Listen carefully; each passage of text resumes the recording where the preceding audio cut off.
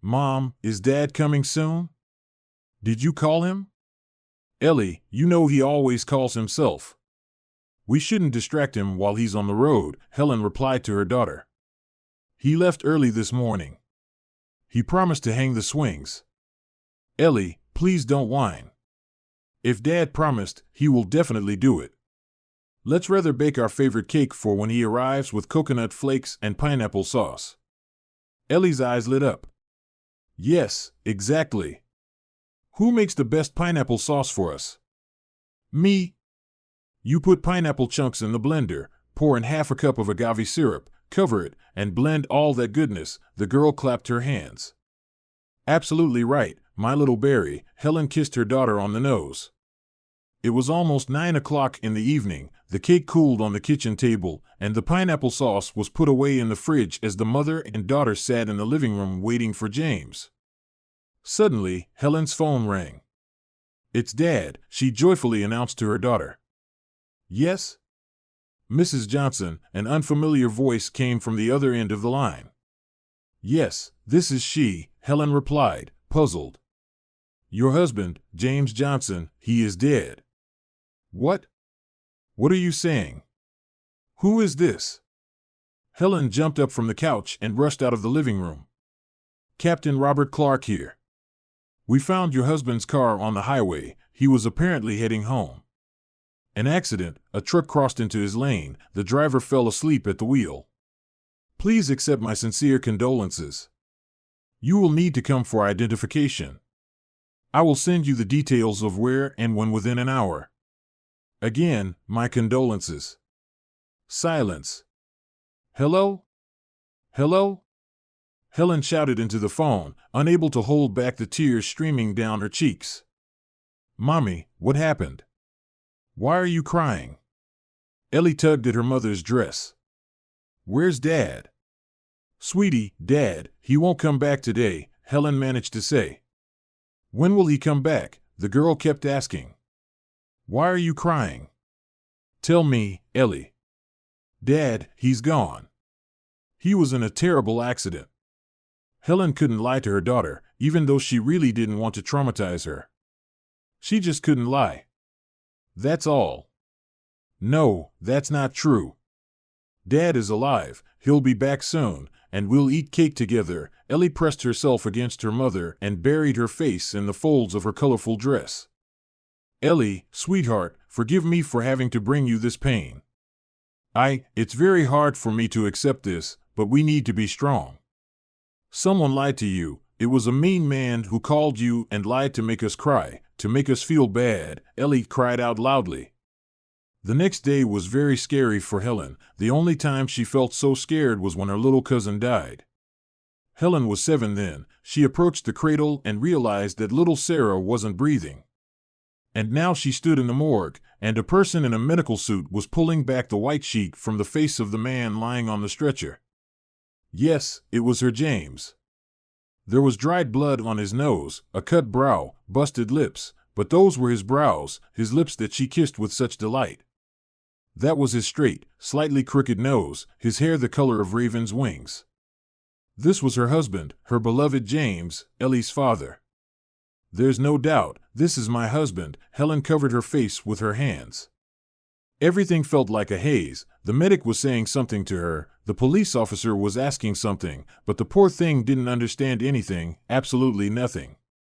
The world collapsed in an instant. Her dear James was no more, no one, and never will embrace her the way he did. No one will call her a fluffy fish, no one.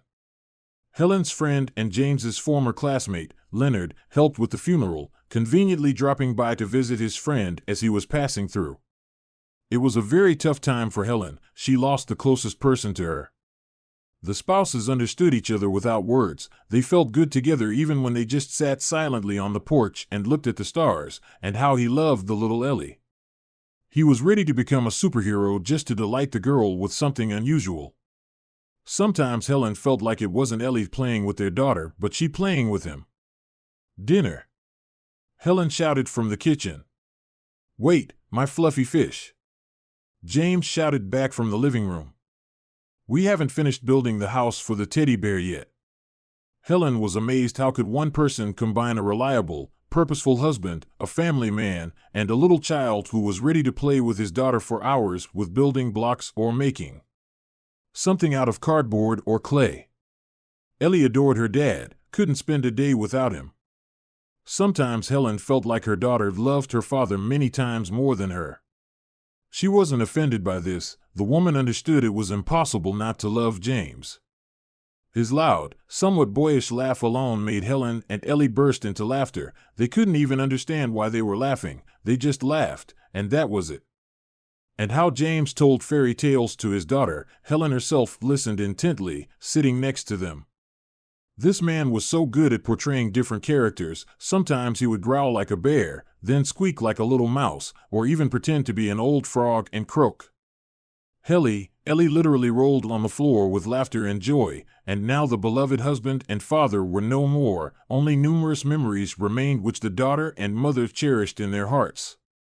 Ellie started sleeping poorly, so Helen allowed her to stay in the bedroom they used to share with her husband. It was terrifying for her to be alone in the room at night.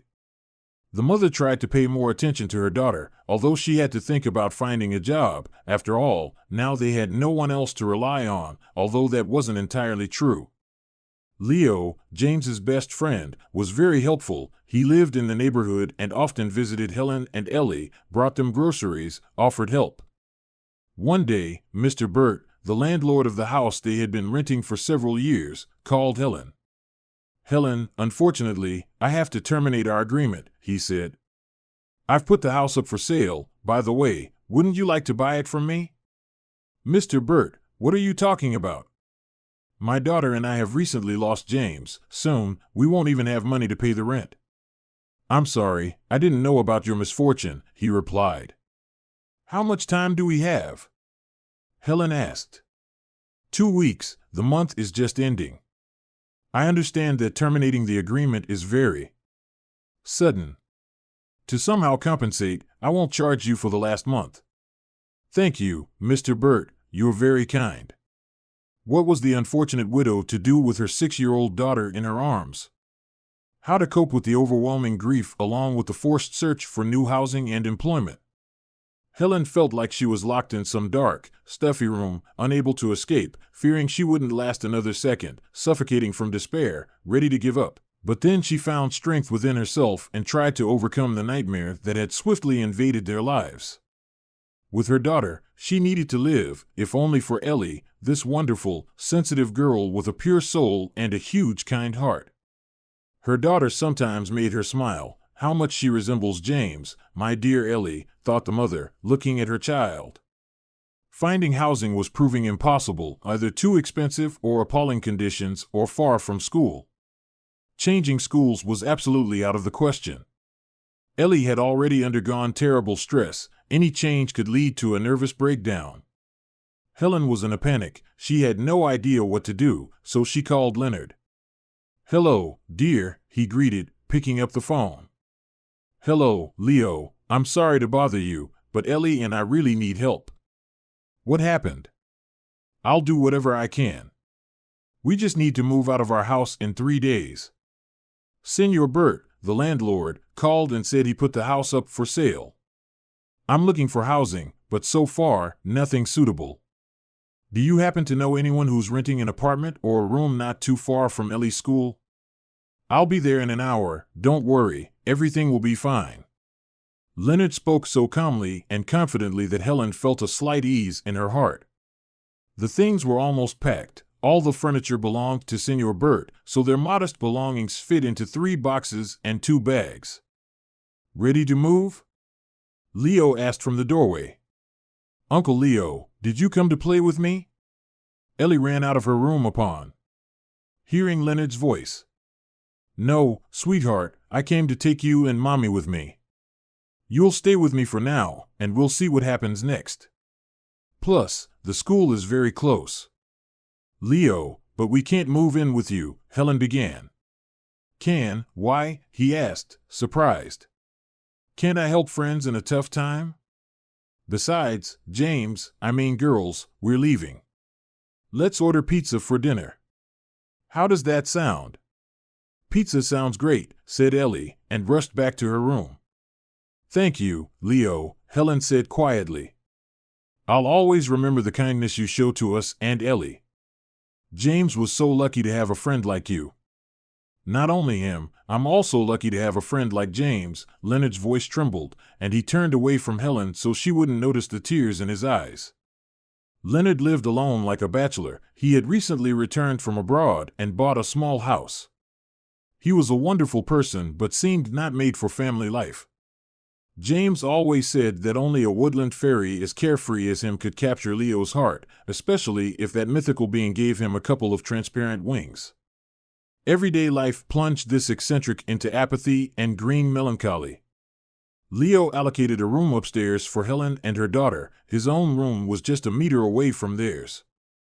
Don't worry, no one will bother you here. I'll guard your sleep, Leo joked sadly. Are there ghosts here? Ellie asked, widening her eyes. No, of course not. Do you think there's any ghost in the world that could handle someone like me? No way, kiddo, they haven't invented one like that yet, Leo replied. Ellie laughed. She laughed rarely now, spending more time sitting silently and thinking. Helen didn't ask, didn't disturb her daughter. She was sure Ellie was thinking about her father, missing him. She never fully accepted his death. Mom, I think maybe Dad didn't actually die. You were mistaken back then. It was just someone who looked like him, not our dad, the girl suddenly said before bedtime. Oh. Sweetie, how I wish that were true, that I was mistaken, and he just went away on urgent business, and tears clouded the woman's eyes, making it hard to speak because of the lump rising in her throat. So the three of them had been living like this for several months, each had their own business. Helen found a job at the local bakery. Ellie went to school and joined a drama club.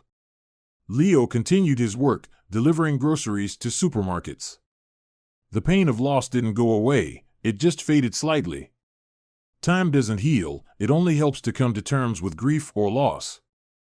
One day, Ellie started an adult conversation. Mom, do you love Uncle Leo? The girl looked attentively at her mother. Well, of course, I love Leo as a friend. What does as a friend mean? It means I don't want to marry him, for example, like I did with your dad, but he's dear to me as a person. I'm grateful to him and ready to help if Leonard ever needs anything. Oh, Ellie said. So if I love Uncle Leo as a friend, I'm not betraying Dad. What if he gets upset with me up there in heaven? He's my dad, after all. I should love him all my life, the girl pondered. Sweetheart, you're not betraying your dad if you love someone else. Leo is Dad's best friend, besides being a very good person. Your dad won't be upset. He'll be happy that his little Ellie is smiling, not sad and crying in a corner, Helen reassured her.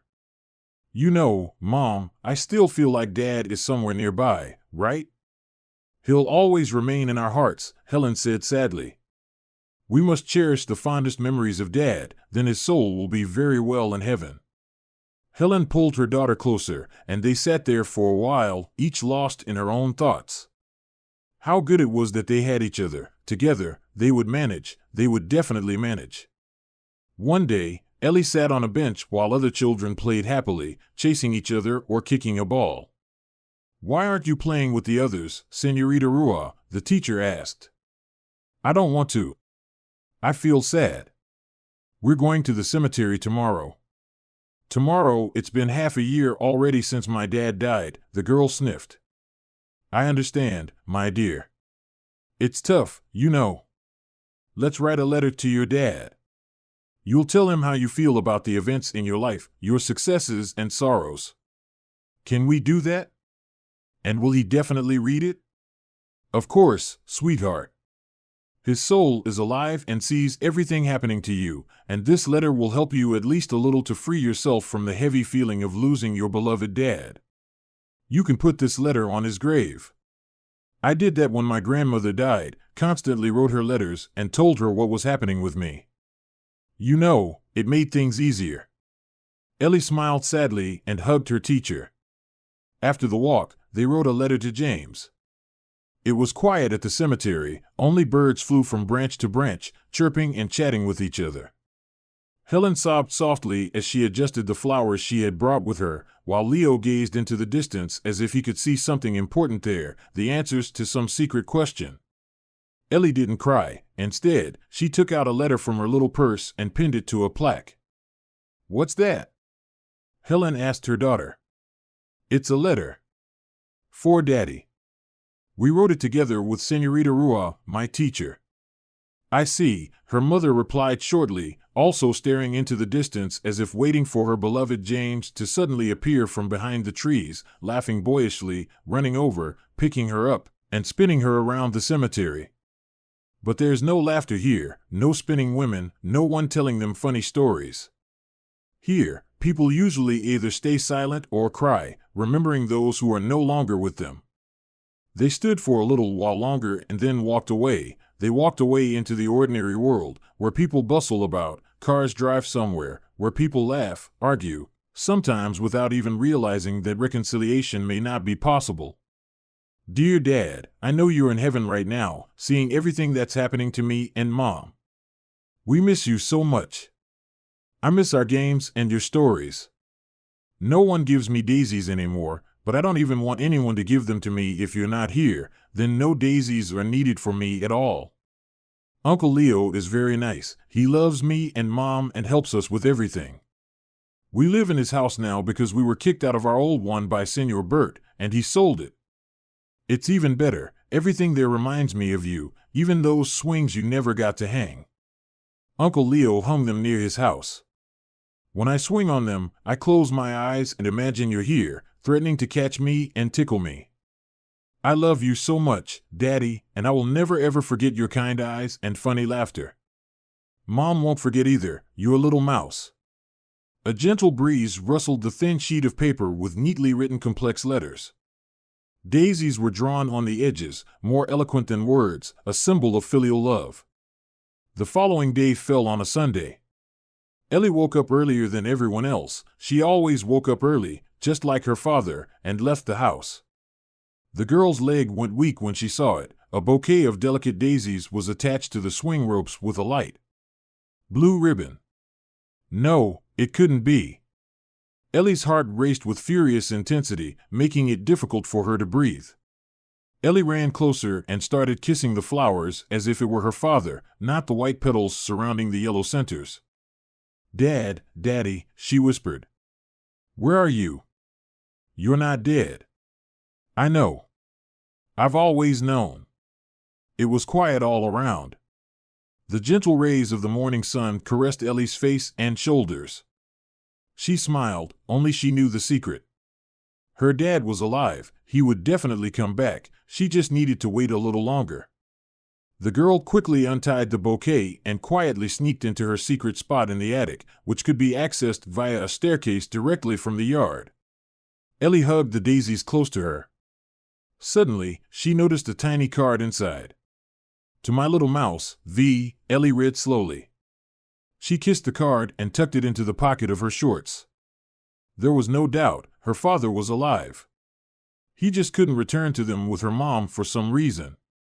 "I won't tell anyone for now," Ellie decided, carefully placing the bouquet of daisies in a small round vase where she kept various girly knickknacks, emptying the contents into a box with old magazines. Then Ellie brought a bottle of water and poured it into the vase so that the flowers would feel good and delight her with their beauty and tenderness for a long time. Since then, little Ellie became much happier. Helen was even surprised by such changes in her daughter's mood. She thought it was just childhood taking its course. A child cannot be sad all the time. Helen was happy. It was so nice to see Ellie smiling again. She even began to invent different fairy tales just like her father used to do. This happened a week after Ellie found the bouquet of daisies tied to the swings. As usual, Ellie left home early in the morning. Mom had already gone to work, and Leo was still asleep because he had returned very late from work the day before. Ellie glanced at the porch step. There was a box there. She grabbed it and opened it. Inside was a piece of paper folded several times. Unfolding it, the girl saw something like a map. They used to draw such maps with her dad to plan their walks. Uncle Leo's house, trees, path, fence, and a little cafe marked with a tick. Ellie recognized this cafe not far from here. They sold very tasty pastries there. The girl had been to this cafe twice with her mom. Ellie turned around, listened to the silence, then the girl ran her hand through her slightly tousled hair and set off on the specified route. Her heart beat strongly as if it wanted to jump out of her chest. The roof of that cafe had already come into view. Ellie's heart pounded even harder. A man stood near the carved door. Ellie couldn't see his face. He wore a black cap and dark glasses. Ellie started to feel a little scared.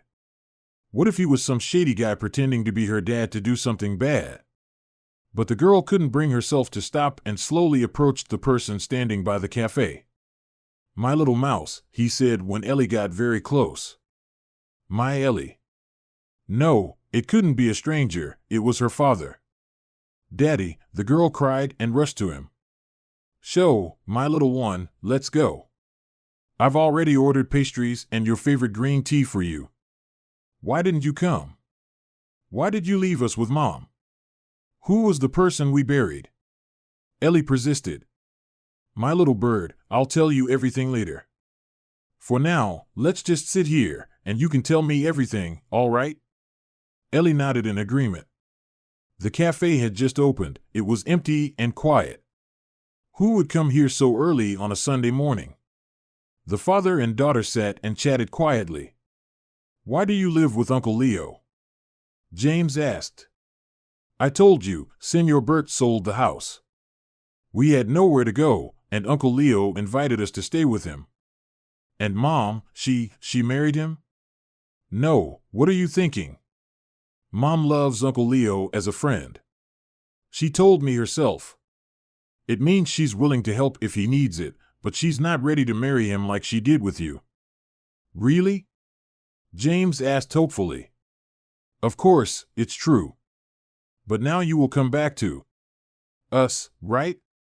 Or are there bad guys after you trying to kill you? Did you do something bad, and now you're hiding from them?" Ellie looked at her father with wide eyes filled with genuine childish curiosity and even fear.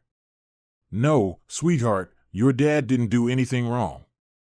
Someone else did, but it's very difficult for me to explain everything to you right now, little mouse. Why did you call me here instead of coming to Uncle Leo's house yourself? He's your best friend. He often talks about you. I even saw tears in his eyes. He didn't want us, for Mom to notice and turned away, but I still saw. He's good, very good. Mom says you're lucky to have a friend like him. Very lucky." "Tori, I was just scared," her father replied. "I was afraid that your mom didn't love me anymore, that she loved Leo. I didn't want to interfere. Forgive me, little mouse."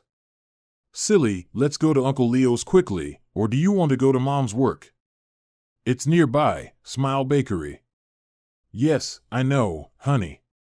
I've seen it, but I can't do it now. I need to go out for some business today. You know what? I'll come back tonight. Don't tell Leo and Mom for now, okay? And now let's go. It's time for you to go home, and I need to go about my business. See you in the evening." They left the cafe and went in opposite directions. Ellie literally ran home. She was in a hurry to make it before Uncle Leo woke up. She did. The girl flopped onto the swing and started swinging quietly, trying to catch her breath and calm down a bit. All day Ellie had been waiting for her father. She kept silent, although she was bursting to tell Uncle Leo and her mom, who returned from work around 8 o'clock in the evening. "You seem kind of strange today," Helen said, glancing at her daughter, who couldn't sit still for a minute. Dad still hadn't arrived. Could he have lied? No, he couldn't have done that. Anyone but her father. But it was time to go to bed as she had to go to school tomorrow. Ellie lay in bed, sleepless. She was so happy that today they would finally be a family again. She could see her mom's eyes filling with happiness, and Uncle Leo starting to hug Dad and laughing loudly that he was still alive. But nothing like that happened. Dad didn't come. He just didn't come at all. Were his affairs more important than her and Mom? The girl finally fell into a heavy sleep. She dreamed of some children calling her to play, but when she approached them, one pretty curly girl said, "Your dad left you. He doesn't want to live with you and your mom anymore. He'll soon have a new daughter. He'll call her Little Mouse and tell her his funniest stories." Liar. He didn't leave us. He'll definitely come back, Ellie screamed, and then this mean girl approached her and pushed her hard. The poor thing felt herself falling onto her back. "Ah," she screamed and woke up. "What's wrong, sweetheart?" asked the worried mother. "A bad dream. He didn't leave us. You'll see. Dad will definitely come back." "I know," Ellie cried, clinging to her mom. "Calm down, my girl. Everything is fine. Mommy is with you, and now try to go back to sleep." The next morning, Ellie didn't go to school. She had a fever.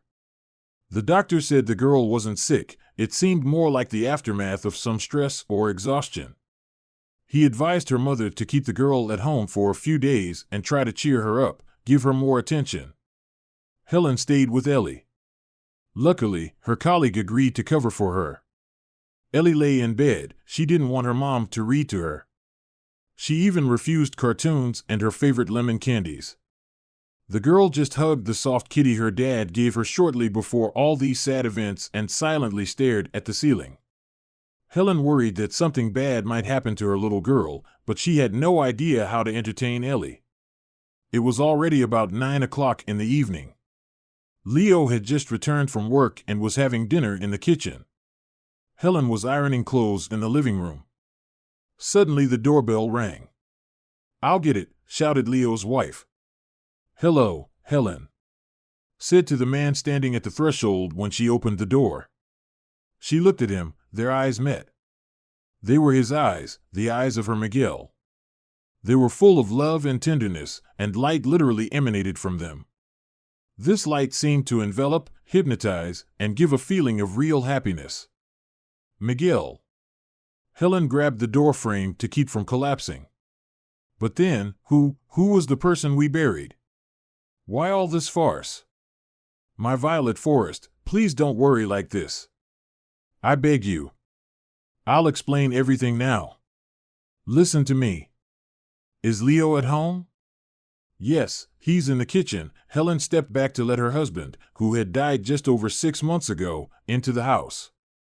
He came in, dropped the sports bag and the package he was holding, and hugged his wife. They felt like the whole world was left aside. There were only them, in their love, which flared up even stronger after this terrible separation. "Maria, who's there?" Leo shouted from the kitchen. "Let's go," the woman stirred. "We have a lot to discuss. As far as I understand, Leo also has the right to know everything." Leo dropped his fork on the table and coughed, almost choking on the rice when Miguel entered the kitchen, and then he jumped up from his chair and silently hugged his friend.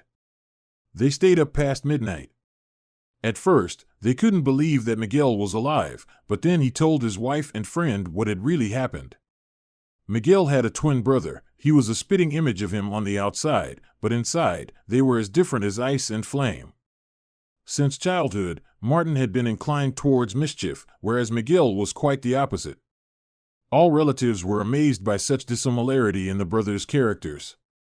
Miguel knew from a young age that he would have a family. He started working part-time while still in school to help his parents. The family always lived very poorly. Martin, on the other hand, only blamed his parents for not being able to provide anything for their children. He didn't want to work. He preferred another way of earning money, fraud. That's what got him caught, landing him behind bars. He was sentenced to 10 years of strict regime labor colony, but he ended up serving 12. They added time for an escape attempt. Miguel never told anyone about his brother, not even Helen, but he didn't abandon him. He regularly sent packages, visited Martin, and supported him as much as he could. However, Martin apparently didn't really need his brother's support. On the contrary, he blamed him for landing him in prison for many years while Miguel managed to find success outside. Their parents didn't live to see their son's release. They passed away within 4 years of each other. The day Martin was released from custody, Miguel said at home that he had a regular workday like his friend. He was delivering various goods to stores. In reality, he headed to the neighboring town where the colony was located. He planned to take his brother to their parents' house in a small village and then return home. "Miguel, what am I supposed to do in this hole? Take me with you. I'll find a job. I won't be a burden. I'll even get to know your daughter and your wife," Martin said as they drove away from the colony. "Martin, it's not possible for now. We live in a tiny house. There's no room for you." "It's cramped as it is," replied Miguel. "Of course, you never cared about me anyway," the brother muttered. "Let's not go there. You chose the criminal path yourself. I always said that it wouldn't end well, but you just brushed me off. You even mocked me for being a goody two-shoes who listens to mom and dad and read stupid books instead of hanging out with some cool chick. Isn't that right? What can I say, brother? I was young and foolish," Martin clicked his tongue.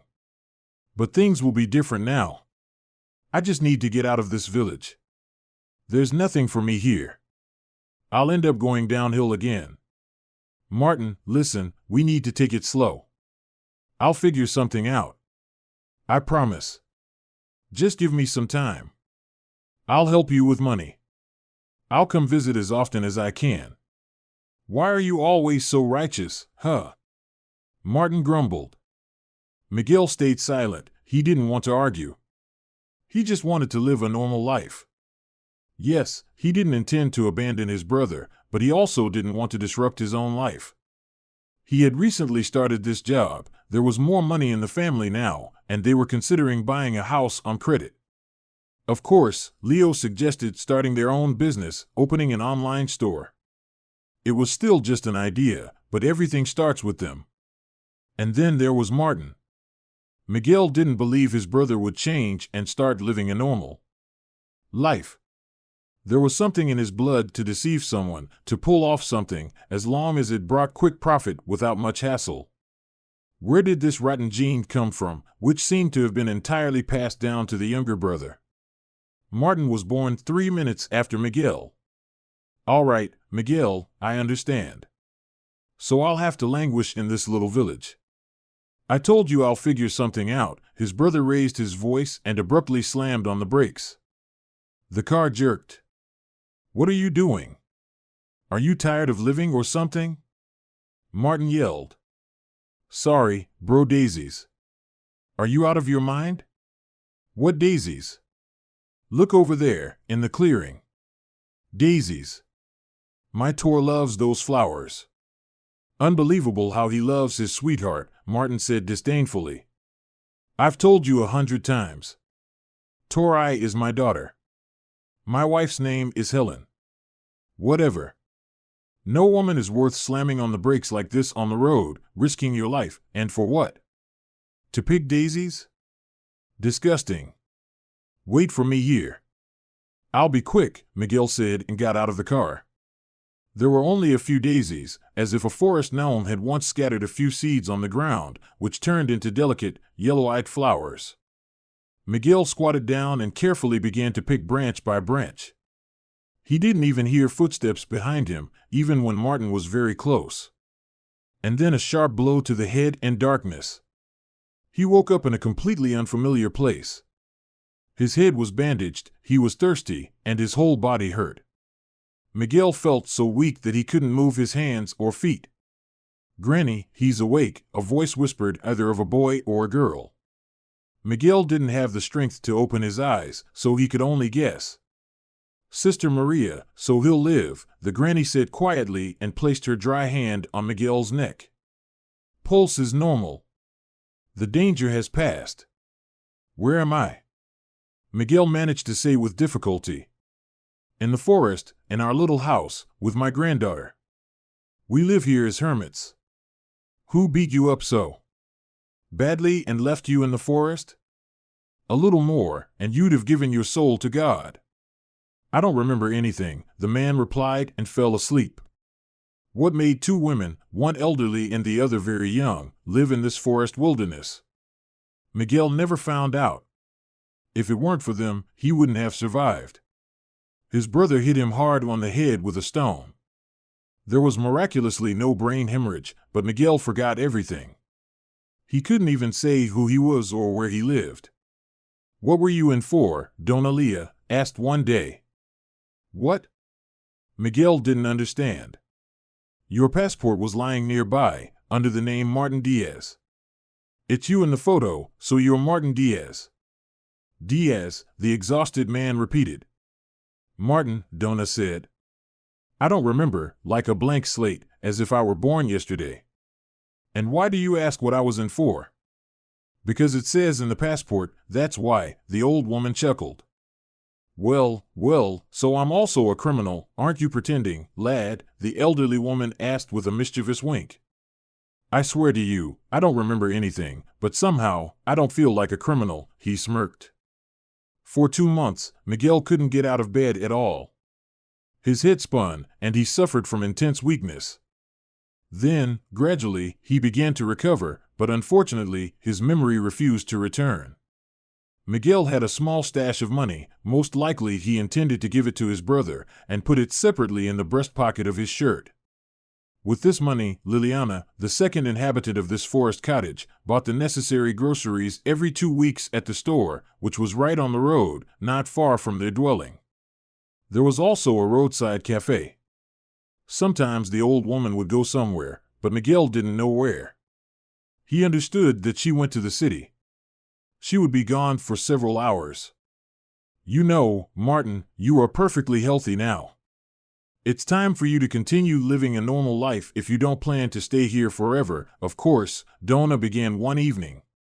Yes, Dona, I've been thinking about it myself. I'll go to the police. They'll definitely help establish my identity. The police really didn't have to put much effort into figuring out Miguel's case, almost nothing. Why did you come, Señor Das? Asked the stout policeman, examining the passport. To show us how well behaved you are. I need your help. Please help me understand who I am and if I have any relatives, Miguel blurted out in one breath. Did you leave your brains in jail or what? I don't know, but if it weren't for one kind old lady, I wouldn't be here now. She found me in the forest, not far from the highway. She treated my wounds, but my memory still hasn't returned. I'm living in a fog. Were you registered at an address? No, I wasn't. I came straight to you. Understood. We'll make an inquiry about your case. We'll inform you of the results. Leave your phone number. It was fortunate that Miguel had bought a cheap phone before going to the police. He would have to return to his forest captivity. He had almost no money left, so he wouldn't even be able to afford the most remote room. It took several weeks to find out that the man presenting the passport under the name of Martin D. was not Martin D. Fingerprints helped. The police had only one explanation. It wasn't Martin Das, but his twin brother Miguel Das, who had been buried several months ago. Congratulations, you're Miguel Diaz. There's no doubt about it. Are you okay? Asked the duty policeman. Yes, everything's fine, Miguel replied, rubbing his forehead as if trying to remember something. He remembered. He remembered the face of a cheerful girl. Who was she? The process of resurrecting Miguel Das began at the insistence of the man. Nothing was said to his wife. Miguel decided he urgently needed to see his grave. He hoped to remember something. And so Miguel went to the cemetery. Such coincidences happen. He arrived just when his wife, daughter, and friend came to visit the grave of the 3 people closest to him. Miguel stood behind the trees and watched the young woman adjust the flowers and sob loudly while the girl attached something to the plaque. The man's heart contracted, and bits of memories fled through his mind. Daisies, small, delicate flowers. He used to gather them at the edge of the forest, and then a blow to the head, a strong blow. Darkness, that's all Miguel could remember. He waited until his wife, daughter, and friend left and approached the grave. A thin leaf fluttered gently in the light breeze and rustled softly. "This is a letter for me, for the dead Miguel Das," he murmured and began to read. Miguel remembered everything, as if the letter, written by his beloved daughter Ellie, was the best medicine for amnesia in the world. At night, Miguel threw a bouquet of daisies where his little mouse, 6, found it early in the morning. "I was supposed to come yesterday, but I couldn't. 6 probably waited for me all day." "Why should she have waited for you?" Maria asked in surprise. "Buddy, I don't understand," Leo intervened in the conversation. "Does Ellie know you're alive?" "Yes, Leo, she knows. We went to a cafe together. I invited her to meet me by leaving a note on the porch of this house. She kept saying she felt you were alive, that you were nearby," Maria said, pressing her hands to her chest. "Amazing, and here I was trying to calm her down, distract her. Our little one turned out to be wiser than all of us." "Your brother is such a scoundrel," Leonardo spoke up. "He wanted to get rid of you. What was he even hoping for, to return home and pretend to be you?" "I don't know, Leo. I remember he asked me to take him with me instead of taking him to the village, but I asked him to wait. Apparently, he didn't want to wait, decided to speed up the process." "What was he hoping for?" Maria exclaimed. "That I'm a complete idiot and wouldn't recognize my husband even if he looked exactly like him? I would have recognized him from the first second." Miguel took his wife's hand. Warmth spread through both of them, and their hearts filled with a mixture of joy and boundless happiness. Maria simply looked at her husband and smiled. "Let's throw a feast," Leo suddenly exclaimed. The spouses looked at their friend, the best friend in the world, to whom they would be grateful for their entire lives. "Mom," Tor's voice came from the second floor. "Oh, I'll go check. Maybe Tor's temperature is up again," Maria said, jumping up from her chair. "Let me do it." Miguel headed for the stairs. "Everything will be fine." The next day, they decided to have a celebration to mark Miguel's return to the family and to this world. Together, they began preparations. "You know what I think," Maria said, unloading groceries from the bag. "We should go there, into the forest. Let's have the celebration right in the old woman's house with her granddaughter." "If not for them, I would have been a widow for life," Maria said. "Great idea," Leo chimed in. "Why didn't I think of that before?" Miguel added. "And are there squirrels in that forest?" Tori asked with curiosity, showing no signs of illness. "Of course, sweetheart, there are even nymphs there." Miguel widened his eyes and lowered his voice. "Dad, I'm not little anymore." "I don't believe your stories," Tori pouted. "Oh, that's a shame. It was so much fun before. So you won't believe what happened to me recently. Even a fairy tale couldn't make it up." "What happened to you?" the girl asked with interest. "I met her in the swamp." "Who?" Tori slightly opened her mouth and stared at her father. "The daughter of the Swamp King, of course," Miguel replied calmly. "Dad, you're joking again," the daughter said, offended. "Enough chatter. Let's get ready for the forest maidens," Leonardo exclaimed loudly. "Tori, darling, don't forget about the pineapple sauce." "Oh, right," the girl ran to the kitchen. They were cheerful in the car. "You know, Leo, I have a feeling you'll be getting married soon," Miguel suddenly said.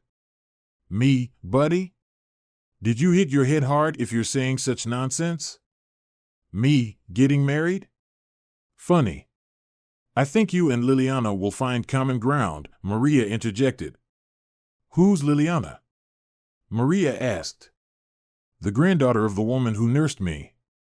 She's like a forest fairy, perfect match for our Leo." "Hooray, Uncle Leo is marrying a fairy.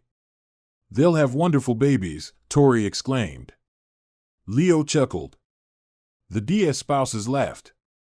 "You should think about serious matters, my friend, not nonsense," Leonardo said mysteriously and solemnly. "What matters?" "If you mean work, I'll start looking for it tomorrow," Miguel replied. I need your help, Miguel. We're just a step away from launching our internet store together. You came back at just the right time, buddy. No way, you finally decided on that? You're a champ, Miguel patted his friend on the shoulder and laughed. Holy Virgin Mary, how I missed this laughter, Maria said tenderly, tousling her husband's hair. Daisies, Tori suddenly shouted. They're so wonderful, just like the ones tied to the swings. That bouquet of delicate flowers that I decided to pick on that fateful day when my own brother decided to get rid of me, stealing my life, cost us dearly, Miguel thought, swallowing a lump in his throat. Yes, sweetheart, they are indeed wonderful, these favorite daisies of yours, Maria said. Turn right, Leo. The car with its merry passengers entered a fairly wide forest road. Dear viewers, if you enjoyed the story, please support the video by liking it and leaving a comment. Thank you very much.